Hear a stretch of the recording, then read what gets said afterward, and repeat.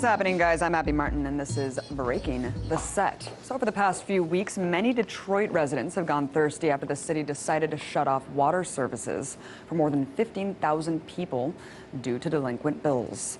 But just 60 miles south of Detroit, the city of Toledo, Ohio, is dealing with its own water crisis for entirely different reasons. See, over the weekend, 500,000 people were warned not to drink their tap water thanks to an enormous toxic algae bloom in Lake Erie, the main source of Toledo's drinking water. While this type of algae growth is naturally occurring, the scope and size of this particular bloom can almost certainly be blamed on human activity. See, algae feeds on phosphorus and nitrogen, which is heavily present in agricultural runoff from farms and sewage. And considering that the Great Lakes Alliance estimates that tens of billions of gallons of untreated sewage flows into the Great Lakes every year, it's certainly no surprise that we're now seeing these mass algae blooms cover large swaths of Lake Erie. But not to worry, just today the mayor of Toledo, Michael Collins, declared that the water is safe to drink. I'm pretty thirsty right now. That's right. Drink that water. All right. Here's to you, Toledo. Right. You did a great job. But despite Collins' willingness to drink the water, this is a problem that won't be going away anytime soon, considering that's only the beginning of algae bloom season.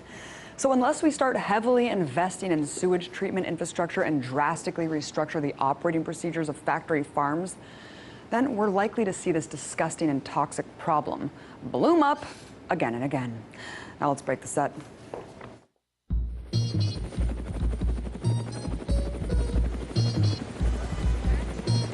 It was a terrible mistake, and we're working very hard to make up for it. And once again, we put something on the air that's a flat-out lie. Have you ever had sex with Governor Rick Perry? No, wait, do not answer that. I want you to watch what we're about to do because you've never seen anything like this on television.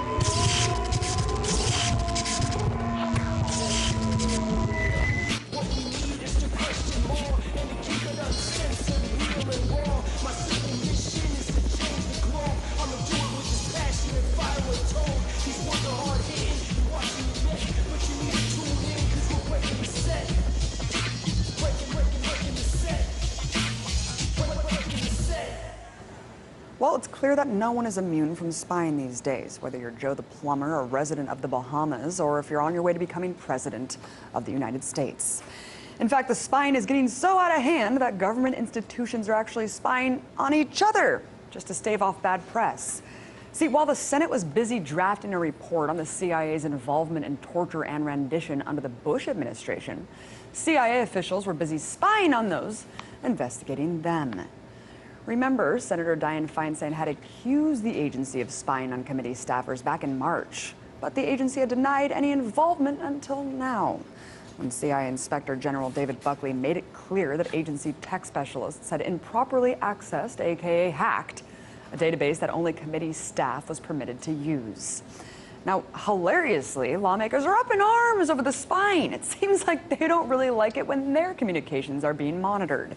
Several committee members are even calling for CIA Director John Brennan's resignation, citing the hacking of Senate computers illegal and in violation of the Constitution's requirement of separation of powers.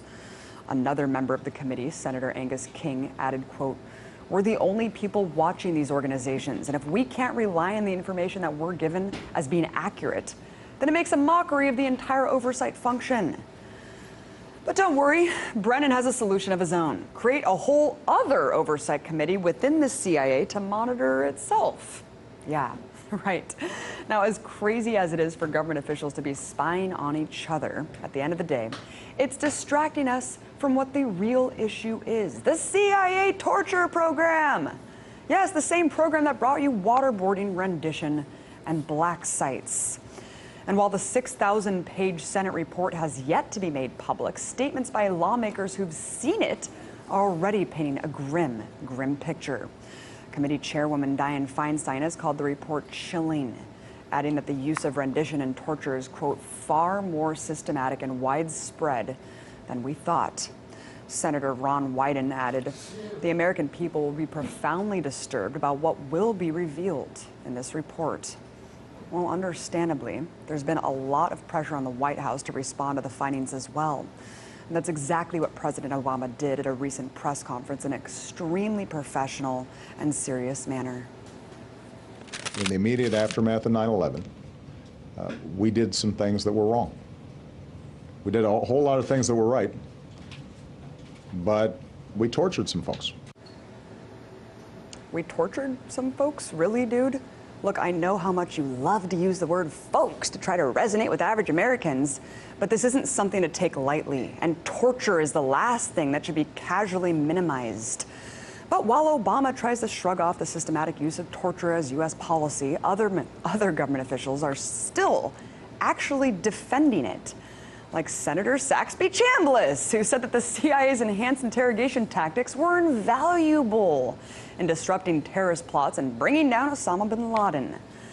Unfortunately, the flippant way politicians are responding to the findings of the CIA torture report leaves little hope for any accountability on behalf of the torturers. And as far as the CIA spying on the Senate, at least senators can agree to be outraged on that. So apparently we shouldn't hold our breath for them to care about waterboarding until lawmakers are subjected to that too.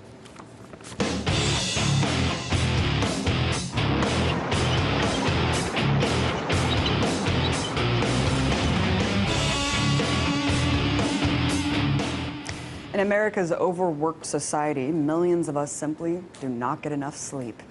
And while the detrimental health effects of sleep deprivation are well documented, a new study shows that lack of sleep may also be a social justice issue. According to researchers at the University of California, Irvine, sleep deprivation is at least partially responsible for the creation of false memories. And this phenomenon could have drastic consequences for the reliability of eyewitness testimony in criminal trials. So to discuss this groundbreaking new study, I was joined earlier by doctoral candidate and lead researcher of that study, Stephen Frenda. I started by asking him about the largest misconceptions we have about memory. I think there's a misconception that memory operates something like a tape recorder, that we record experiences that we have and then we can just access that information. But really, memory operates a little bit differently. Every time we remember something, we reconstruct that memory, in part based on the things that we've seen and experienced, but also using information that we've learned since then and stereotypes and expectations that we have, among many other things. So rather than thinking of memory as a recording that we can play back, researchers in this area have come to understand memory as more of a creative, reconstructive process that is subject to other influences, outside influences like suggestion. Right, and talk about the experiment in which you asked participants about seeing video footage of Flight 93 crashing on 9/11, which doesn't exist, and what the outcome of that study was. This is our new research looking at the effects of sleep deprivation on false memories. And in our first study, we found that people who reported getting less than 5 hours of sleep the night before the experiment were more likely to mistakenly claim that they had seen video footage of the plane crash in Pennsylvania on September 11th. We suggested to the participants that there was video footage of the actual impact, of the actual crash, taken by a witness on the ground, and we asked them if they had seen it. And we found that people who were reporting not getting enough sleep the night before tended to be more likely to make that kind of mistake. So in a second study, we wanted to experimentally test that idea. So we randomly assigned participants to stay awake all night in the lab, so a full night of sleep deprivation, or we had them sleep in bedrooms in the lab. And in the morning, we gave them what's called a misinformation procedure.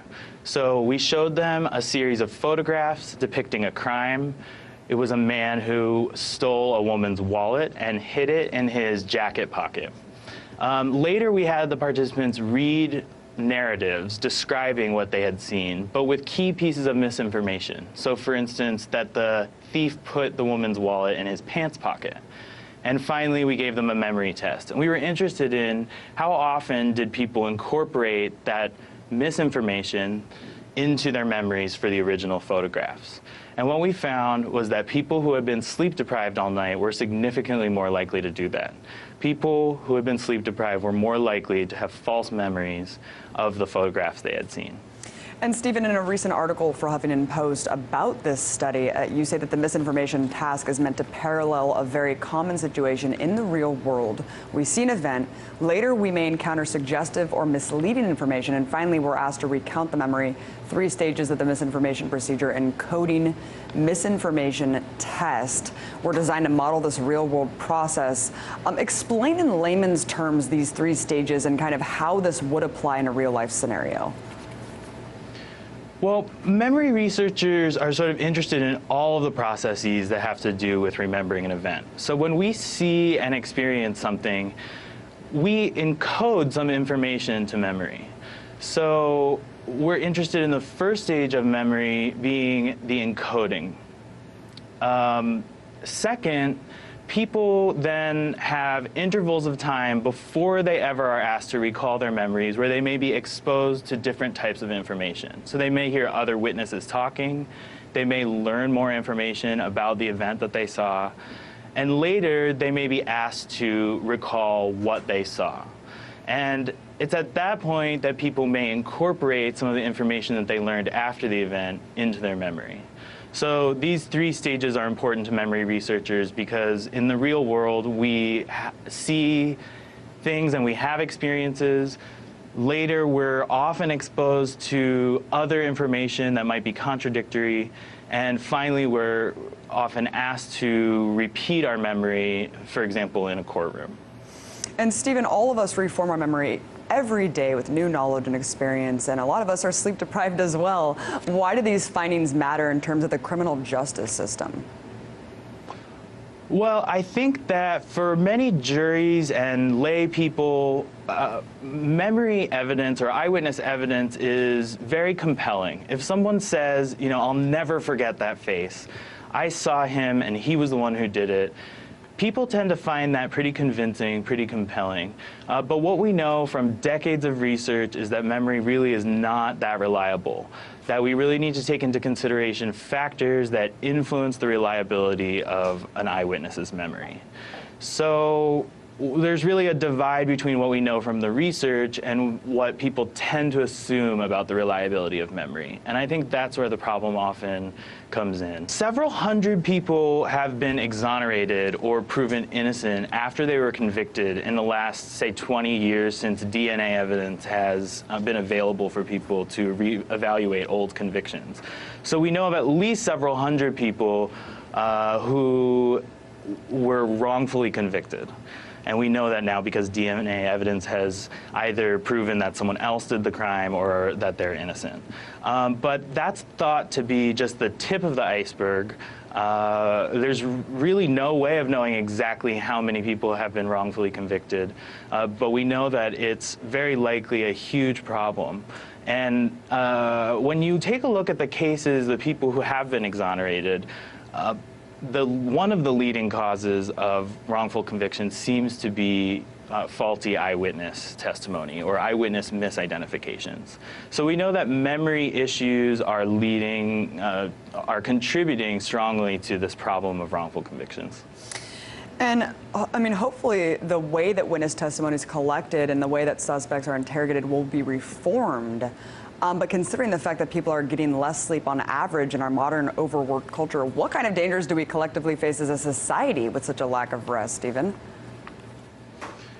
Well, yeah, I mean, as you said, sleep deprivation, the prevalence of sleep deprivation and chronic sleep deprivation seems to be on the rise, and people are getting less sleep on average. And so I think that has implications for all kinds of contexts where the accuracy of memory is really important, and errors can have really severe consequences. So, for instance, when a clinician is making decisions about their patient based on their memory for their patient's history, or again, in a criminal justice context where a person's memory is being used as evidence against someone and the stakes are really high, I think that's where we need to be worried about something like sleep deprivation, especially now that we have some new evidence showing that it can increase people's suggestibility.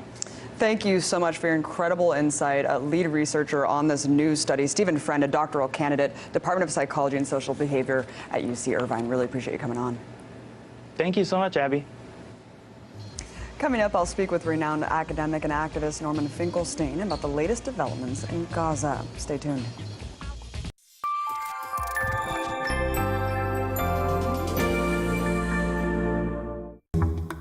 Do we speak your language? Informativo NRT. Want news, programs and documentaries in Spanish? What matters to you? Breaking news, alternative angles, hidden stories.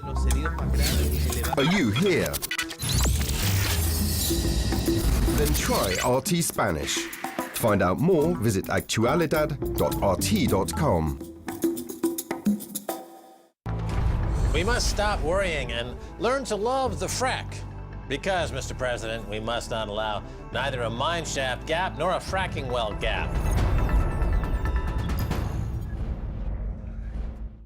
In justifying their stance, they're citing all sorts of what they see as international precedents in Kosovo, the upcoming referendum in Scotland. But the response that they're hearing from the West is that what you're doing is illegitimate, but what we've been doing is totally right. America feels it can break international law, that what America does is right. Rules are made for other people, for countries like Russia or countries like Australia. But whatever America does is right because America does it.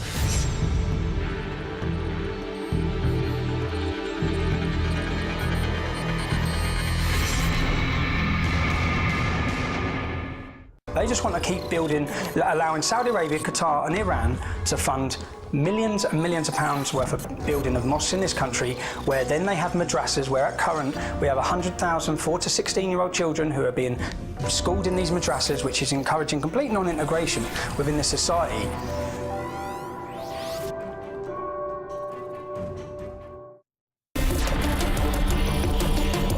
Right from the scene. First-rate news and eye-gripping pictures.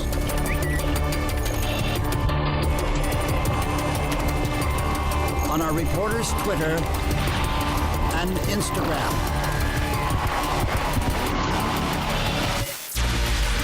To be in the know, follow us online.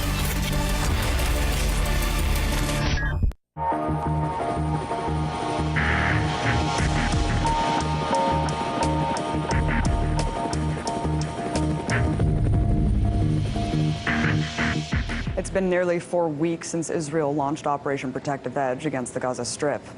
More than 1,800 Palestinians have been killed, including 400 children, according to the latest figures from the Gazan Health Ministry, while 3 civilians and 64 soldiers have been killed on the Israeli side at the time of this broadcast.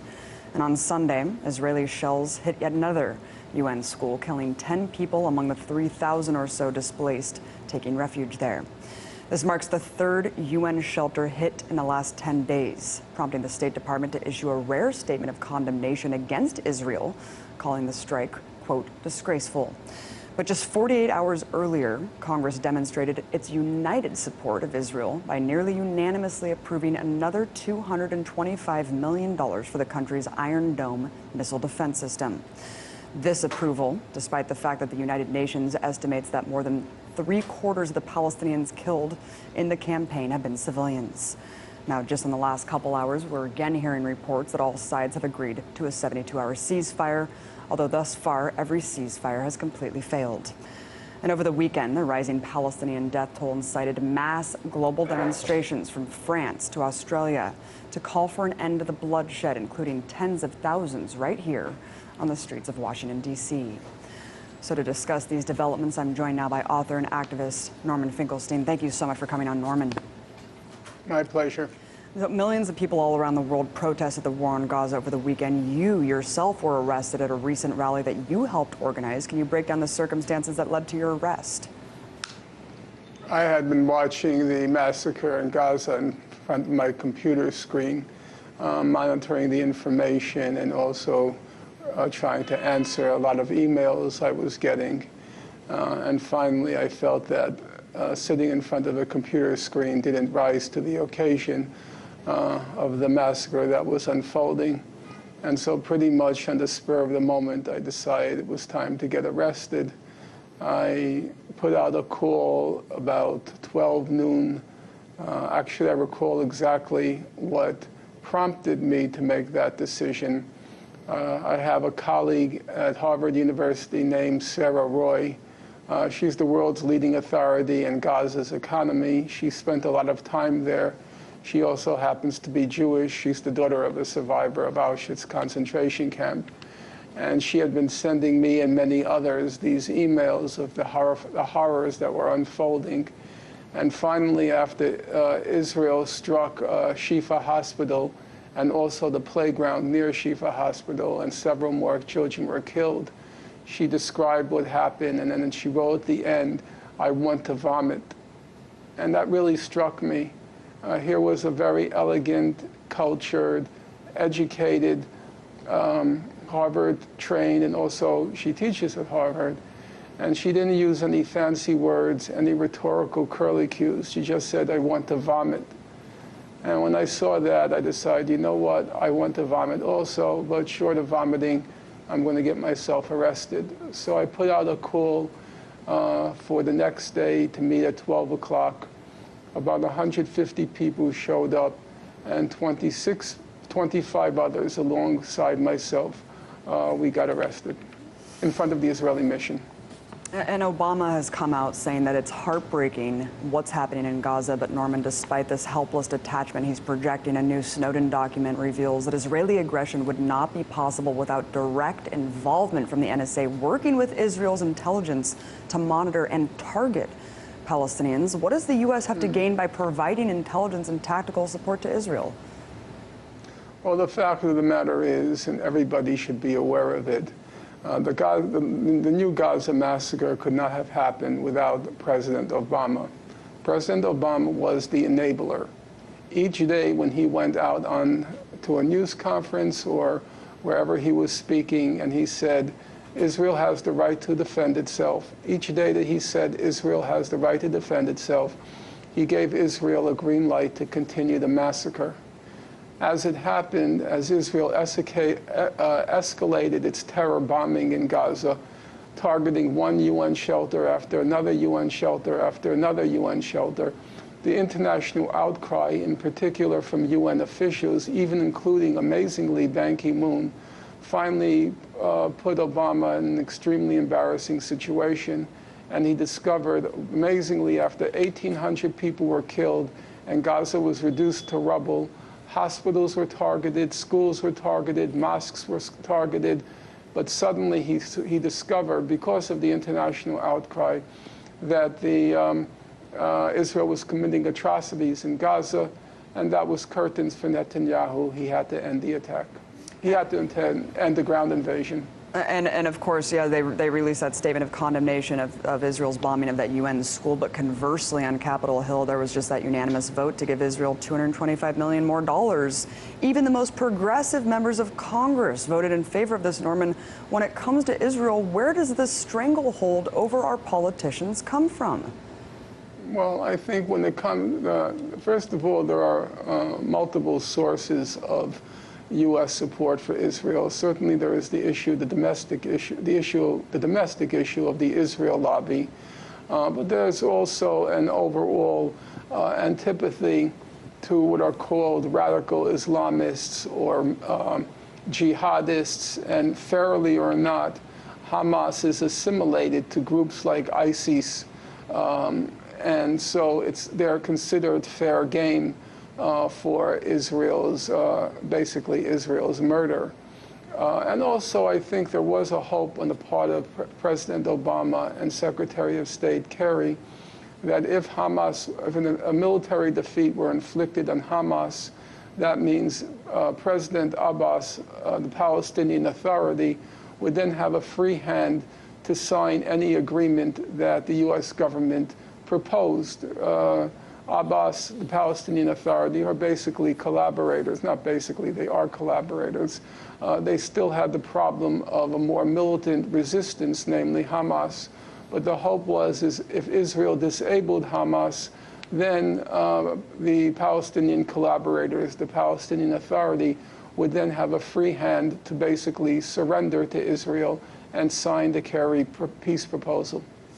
And of course, right, it all kind of stems back. The Hamas election, I mean, according to a 2008 WikiLeaks cable, after Hamas was elected, Israel's official policy was to keep Gaza's economy on the brink of collapse and functioning at the lowest level possible, consistent with avoiding a humanitarian crisis. I wanted to get your opinion on why Israel wants to keep Gaza from having any chance of economic development, and also Nafiz Ahmed's analysis that the assault is to take over Gaza's natural gas reserves that could amount to $4 billion.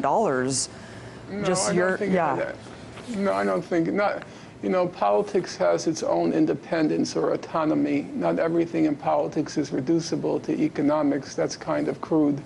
The reason Israel imposed the blockade on Gaza, the heartless, illegal, merciless blockade on Gaza, the blockade back then in 2006, 7, and 8, it prevented Palestinians in Gaza from even having chocolate, chips, and baby chicks. I mean, that's how ruthless it was. But the purpose was perfectly clear.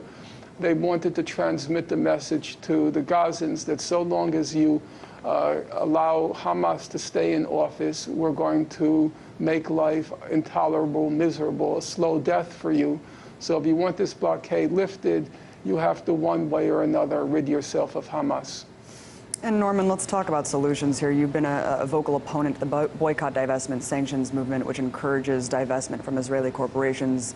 That kind of pressure helped end apartheid in South Africa, and I wanted to get your criticism.